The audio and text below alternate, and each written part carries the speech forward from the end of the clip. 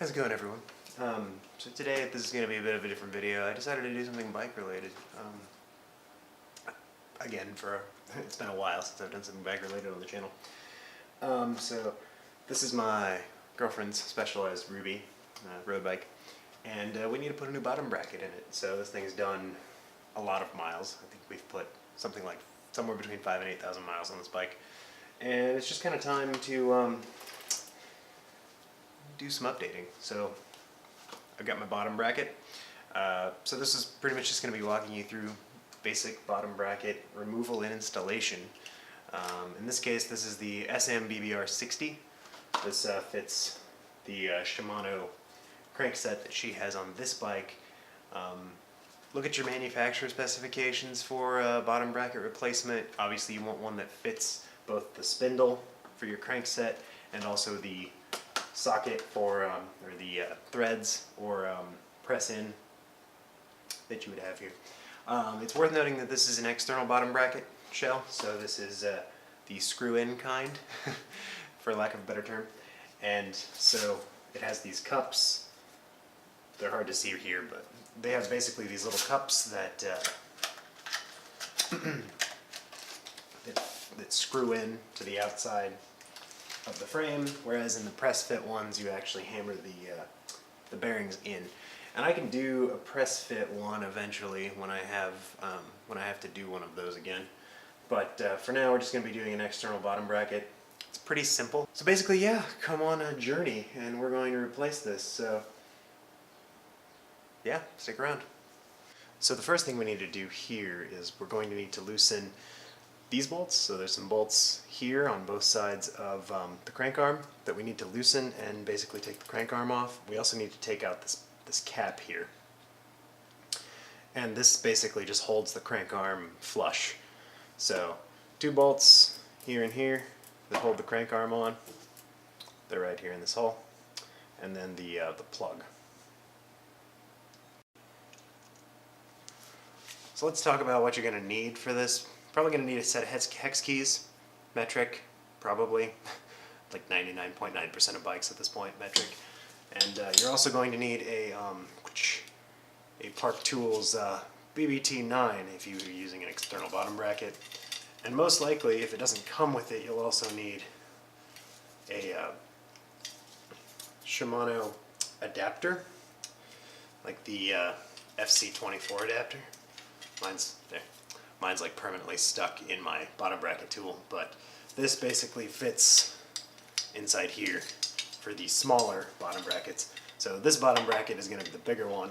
The one we're going to replace it with is actually the Ultegra bottom bracket, so it's going to be the smaller that needs the adapter. And it also wouldn't be bad if you had a torque wrench, because all these bolts need to be torqued back down when they're done. So let's get to disassembling.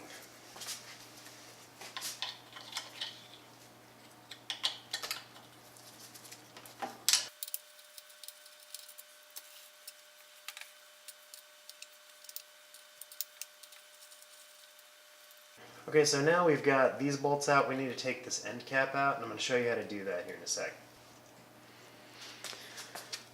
Okay, so for this end cap, typically if you bought the BBT9 tool, it'll come with this thing on the end. It has the spline, and it matches up to this. You could also just get this tool, I think. It's like the crank, I don't know, it's like the crank cap removal tool or something. I don't know what you'd call it. I always just see them come as part of the BBT9 from Park Tools. So, but basically you just put that in and turn this, and you can get this out. This isn't usually very tight. Usually it's like finger tight, but it's supposed to basically provide a cap for the end of the bottom bracket and also hold some grease. So probably wearing gloves is not a bad idea for this assembly process. So once these are off, this should just come off. Pardon the grossness. And it's also worth noting that you should keep an eye on, if you're using what is the standard spline here, you should keep an eye on this little plastic bit. That's like the shim or the washer that goes in between here. you want to keep an eye on this and how it's oriented. For mine, it's oriented like that with the hook side facing out. So we basically got the non-drive side off now. You can see pretty dirty, a lot of miles.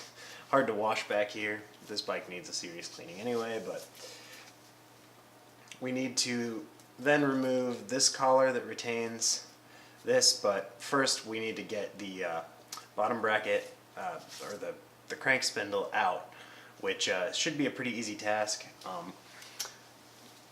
With the Shimano ones, I don't know if you know, but basically with the Shimano ones, you don't actually have anything going on the drive side. It's just the spindle is attached to the chainring, so you pretty much have to just push the spindle out through. Usually maybe a light tap with the hammer. Sometimes if you just give it a good push with your hand, you can get it out. And of course, obviously, drop the chain just kind of out of the way. But yeah, so here we go. We have the crank spindle out. The spindle actually looks pretty good. Okay, so really, there's nothing to service with these bottom brackets these days. So you pretty much, and I'll get you an image of this close up, but there's basically a directional arrow showing you which way to tighten these generally. So you just want to do the opposite way.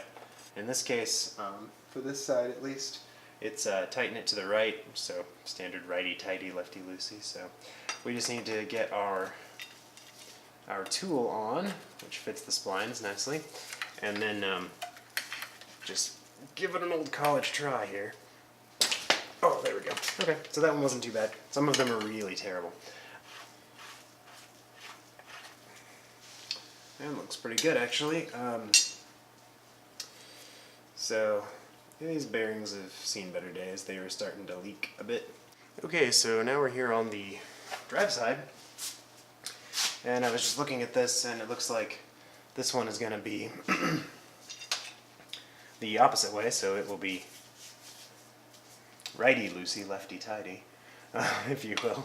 So for this one, we're just going to get on here. I hope it's not too tight.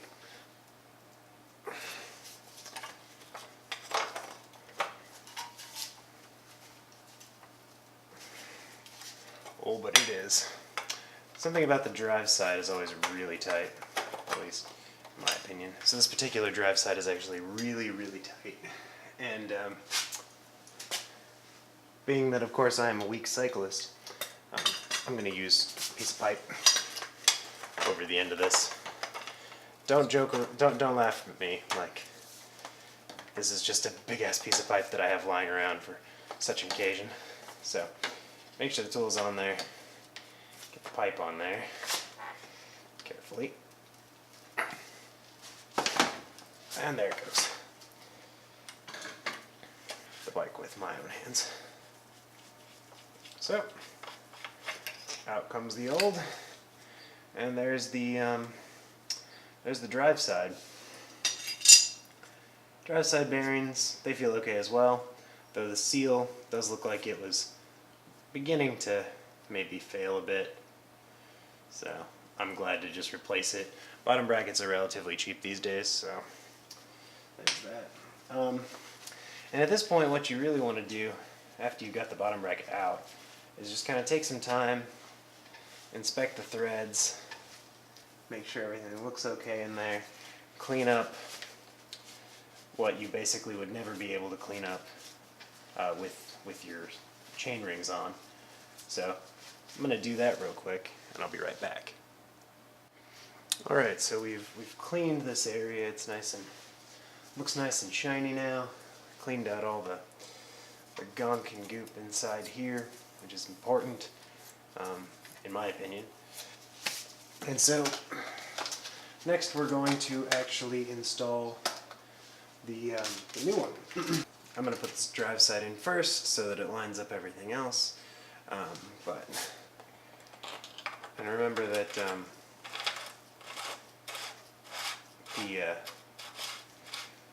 remember that the drive side on this bike is obviously sort of, if you will, backwards.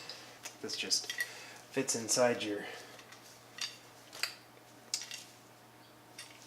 adapter, and then you can, or the adapter just fits inside your tool, and then you can go ahead and tighten it up.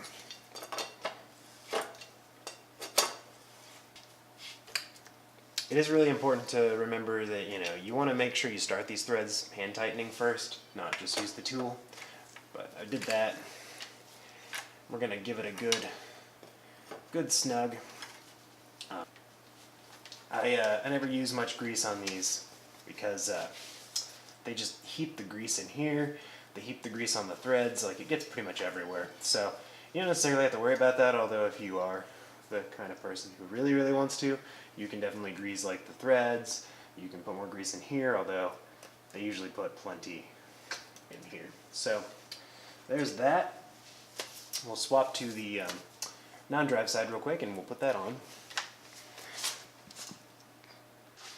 So we're back on the non-drive side, and we've got our non-drive side bearing cup, which is, this one's really covered in grease. So like I said, you want to start this off, hand tighten it all the way in. You might not be able to get it all the way in because these bottom brackets often have thread lock on the threads already. So just kind of get it in as far as you can. Maybe get past the thread lock with the wrench. Okay, so then we just snug that up real good.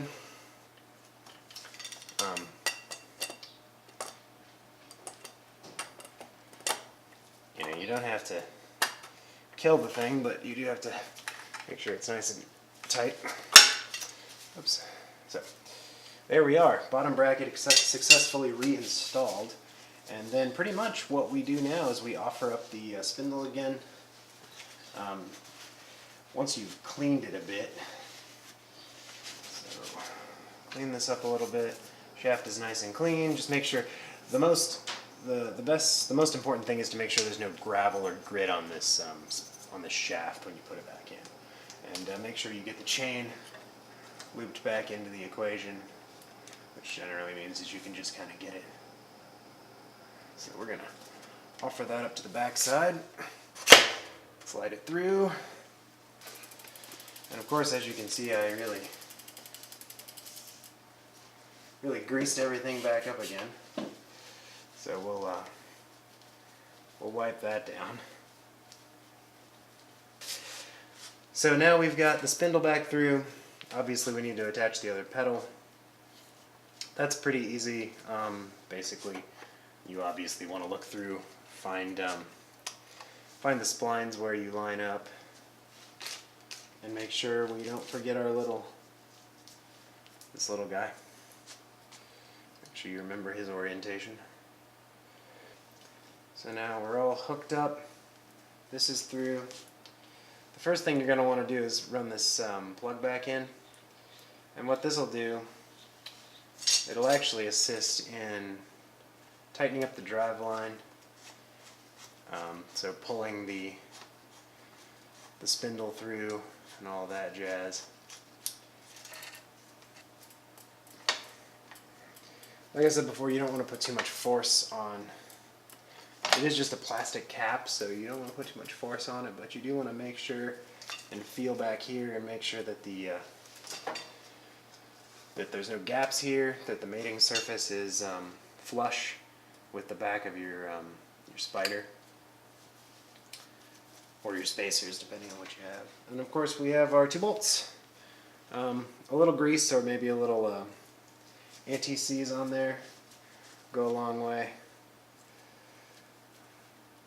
just to make sure they don't seize up. This is obviously a pretty low point on your bike, so you don't necessarily want to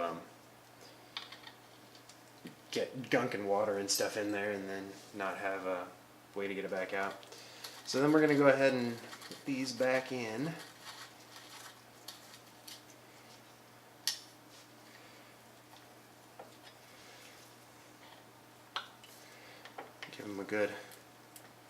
Give them a good snug. It's usually recommended to run these in and get them snug, and then check them with a torque wrench, which I will do.